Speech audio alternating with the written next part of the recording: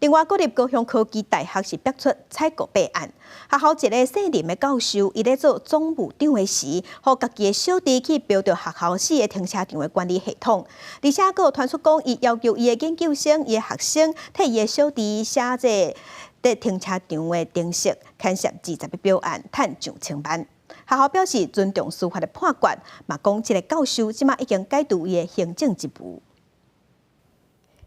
对查高雄科技大学智慧停车系统采购弊案，调查人员来到学校办公室，涉案的科技公司所在，查考相关证据，专案8个人涉案，除了科技公司员工谢林负责人之外，也有高工大前总部长谢林教授、学校胜利专会加1名承办行政助理，多次利用其兼为总务长办理采购业务之机会，以规格绑标、泄露招标文件或评选委员名单。订定不合理履约条件等方式，使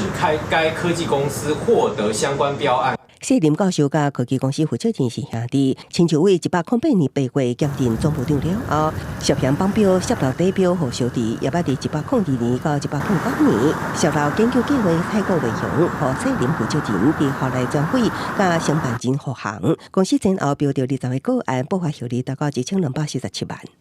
本校面对法律案件立场一致，秉持勿枉勿纵、无罪推定原则，尊重司法调查及判决，但于判决确定前，希冀各界衡平看待本案。我要听到蛮压抑的，不知道会发生这种事。这就是蛮乱的，里面刚好女友也是叫我停旁边就好，因为进去他会撞到。